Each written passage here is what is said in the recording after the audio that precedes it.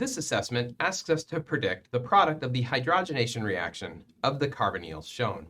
In this case, we have two carbonyls, an aldehyde and a ketone, and under the conditions of hydrogenation with a palladium catalyst, we're going to reduce both.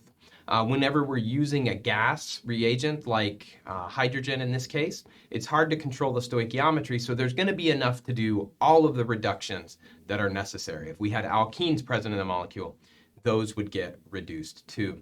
Under these conditions then, we're going to reduce our ketone to a secondary alcohol, this one here,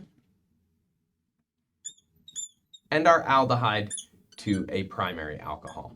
Now you'll note that the secondary alcohol, that carbon is a new stereocenter. We've generated a new stereocenter. Since hydrogenation can happen from the front and the back at equal rates, we would expect this to be a racemic mixture.